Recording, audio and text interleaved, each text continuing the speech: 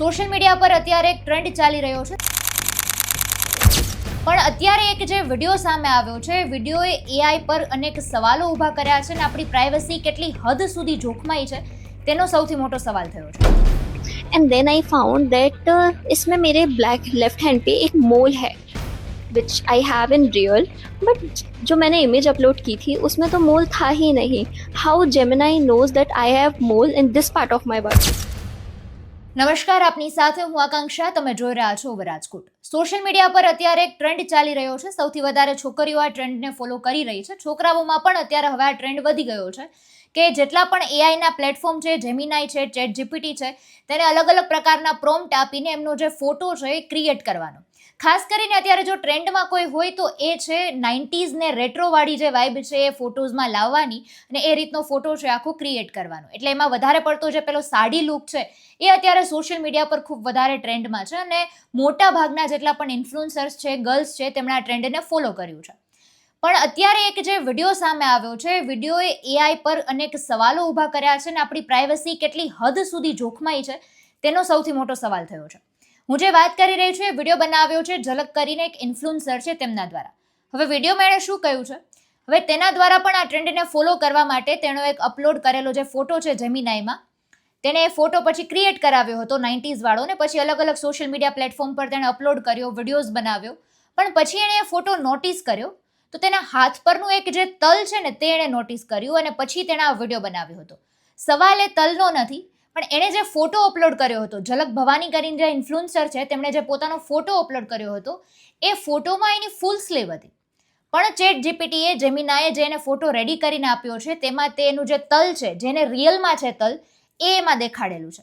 એટલે ઝલકે એ રીતનો સવાલ કર્યો હતો કે એણે તો જે ફોટો અપલોડ કર્યો છે તેમાં કોઈ પણ પ્રકારનું તલ દેખાતું જ નથી, પણ તેમ છતાં એઆઈના પ્લેટફોર્મ પાસે એ માહિતી કેવી રીતે છે કે ઝલકના શરીર પર અહીંયા હાથ પર આ જગ્યાએ તલ છે.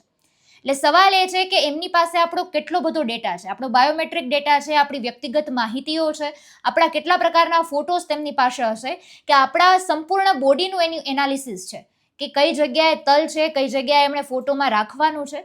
એ સિવાય ઘણા બધા ઇન્ફ્લુએન્સર્સે તો એ રીતનો પણ દાવો કર્યો હતો કે વિચિત્ર પ્રકારની અમુક અપડેટ કરીને ફોટો એમણે બનાવેલો હતો કે જે ખરેખર વાસ્તવિકતામાં છે જ નહીં. એટલે અત્યારે સવાલ એ છે કે જ્યારે આપણે આપણા કોઈ પણ પ્રકારના ફોટોઝ એઆઈ પ્લેટફોર્મ પર અપલોડ કરીએ છીએ તો આપણી પ્રાઇવસીની જવાબદારી કોણ લે છે, પ્રાઇવસી કેટલી હદ સુધી જોખમાય છે. એટલે ખાસ અત્યારે એ રીતની વાત કરવામાં આવી છે કે એઆઈ પ્લેટફોર્મનો ઉપયોગ કરતા પહેલા સતર્કતા રાખવી એ સૌથી વધારે આવશ્યક અત્યારે વસ્તુ બની ગઈ છે. કારણ કે એ પ્લેટફોર્મ પાસે જ્યારે એમની ટર્મ્સ ને કન્ડિશન તમે વાંચો છો તેમાં જે રીતની વાત કરવામાં આવે છે કે જેટલા પણ તમે ફોટોઝ અપલોડ કરો છો તેનો તે લોકો એઆઈ મોડલ ટ્રેનિંગ તરીકે ઉપયોગ કરે છે. એઆઈ મોડલ ટ્રેનિંગ તરીકે જો તેનો ઉપયોગ થાય તો તેનો કોઈ પણ પ્રકારે દુરુપયોગ પણ થઈ શકે, કોઈ પણ પ્રકારનું રિસ્ક આમાં છે લેવા જેવી જ આખી વાત છે. બીજી વાત એ છે કે જ્યારે પણ કોઈ પણ એઆઈ પ્લેટફોર્મ ફોટો ક્રિએટ કરે તો તેમાં એ લોકો એક અદ્રશ્ય કોડ પણ રાખતા હોય છે, જેથી એક પ્રાઇવસી આપે છે કે આ ફોટો એઆઈ પ્લેટફોર્મ દ્વારા જ ક્રિએટ કરવામાં આવ્યો છે. પણ અત્યારે એ વાત પણ થઈ રહી છે, સાયબર ક્રાઇમની જ્યારે વાત થતી હોય છે ત્યારે એ પણ સામે નિષ્ણાંતોએ જણાવ્યું છે કે એ જે કોડ છે તેની સાથે પણ છેડછાડ શક્ય છે. એટલે જો તેની સાથે છેડછાડ થાય છે તો તમારો જે ઓરિજિનલ ફોટો છે એ જો તમારી પાસે નથી તો તમારે સાબિત કરવું ઘણું જ અઘરું બની જતું હોય છે. કારણ કે ખાસ અત્યારે મોર્ફ કરેલા ફોટોઝ હોય કે પછી કોઈ પણ રીતે બ્લેકમેલ કરવા સુધીના પણ લોકો છે તે અત્યારે પગલાઓ ભરતા હોય છે. એટલે ખાસ જ્યારે પણ તમે કોઈ પણ એઆઈ પ્લેટફોર્મનો ઉપયોગ કરો છો ત્યારે તેના ટર્મ્સ એન્ડ કન્ડિશનને વાંચો.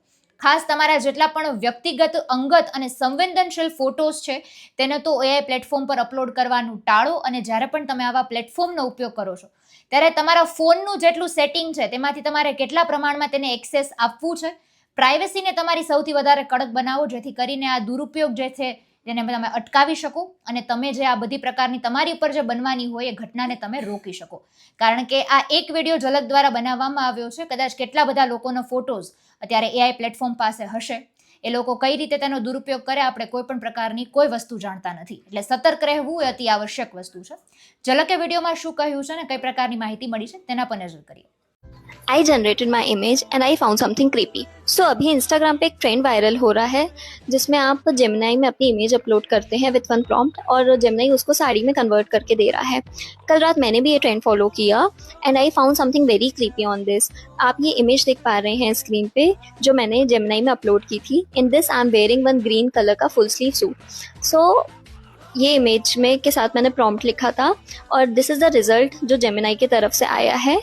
आई found this image very attractive and everything. I posted on my Instagram and then I found that इसमें मेरे ब्लैक लेफ्ट हैंड पे एक मोल है which I have in real. But जो मैंने इमेज अपलोड की थी उसमें तो मोल था ही नहीं. How Gemini knows that I have mole in this part of my body. You can see this mole. This is very scary, very creepy. I'm still not sure how this happened, but I wanted to share this information with all of you. So please be safe. Whatever you are uploading on social media or this AI platforms, please be safe. એટલે અત્યારે સતર્ક રહેવું આપના માટે અતિ આવશ્યક વસ્તુ છે. સમગ્ર મુદ્દે આપનું શું કહેવું છે કમેન્ટમાં જણાવજો. ફરી મળીશું. અમારે રજા આપશો. નમસ્કાર.